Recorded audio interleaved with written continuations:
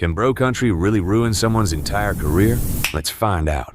Easton Corbin looked like he was going to be the next big thing in country music. People were comparing him to George Strait, the biggest legend in country. Easton Corbin had the voice. He had the traditional country sound. And most importantly, he had the hits. Then somehow, he disappeared. But Easton Corbin is still making music.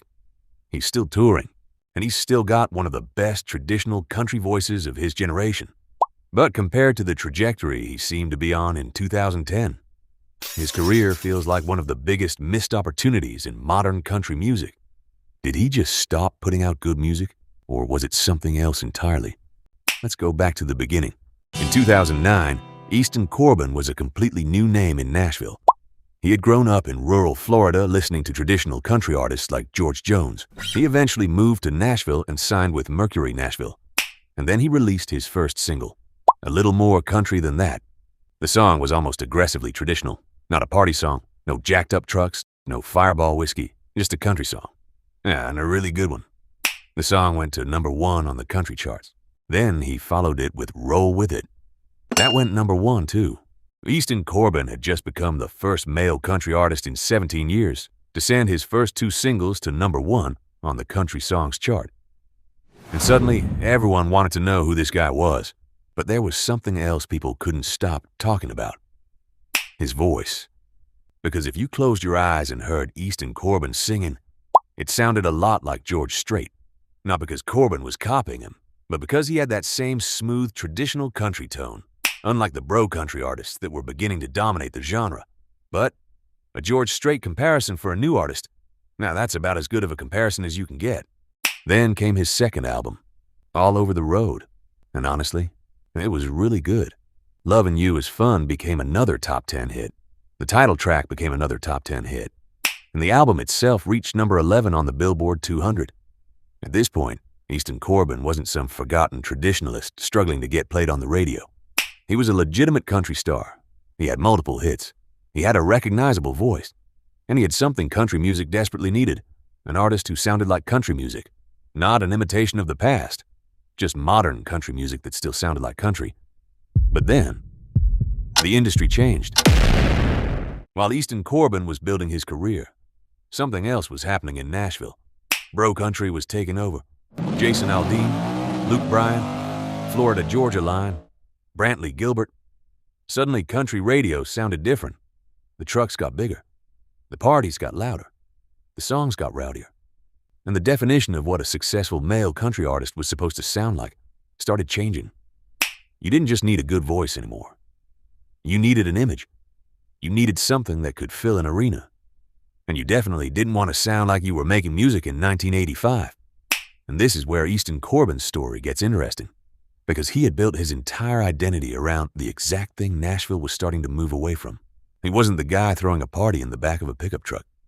He was the guy singing about heartbreak, small towns, relationships, traditional country life, and doing it with a voice that sounded like it belonged on a George Strait record. That wasn't necessarily a problem, except the radio was changing, and eventually Corbin tried to adapt. By the mid-2010s, bro country had become the dominant sound on country radio. So Easton Corbin started moving in that direction too. The problem was, it didn't really work for him. He had spent his entire career building an identity around traditional country music. The George Strait comparisons, the classic country sound, the understated image. That was what made him different. But now he was trying to compete in a market built around a completely different kind of country star. And he wasn't going to suddenly become Luke Bryan or Jason Aldean. So instead of becoming the next big bro country star, Corbin found himself caught somewhere in between. He had moved away from the sound that made him special, without becoming the kind of artist radio was looking for. And that's where his momentum started to disappear. Then things got worse. In 2017, Corbin released A Girl Like You, and the song actually performed pretty well. It eventually reached the top 10 on the country airplay chart, but it took an incredibly long time to get there.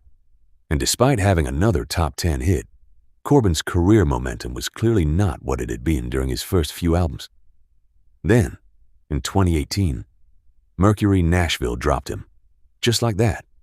The guy who had started his career with 2 consecutive #1 singles was suddenly without a major label. And this is the moment where the story becomes a lot more complicated than Easton Corbin wasn't good anymore. Because he was. The talent didn't disappear. The voice didn't disappear. The traditional country sound didn't disappear.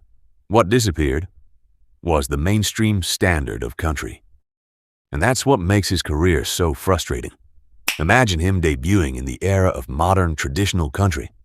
A guy with a George Strait-like voice. A catalog full of traditional country songs.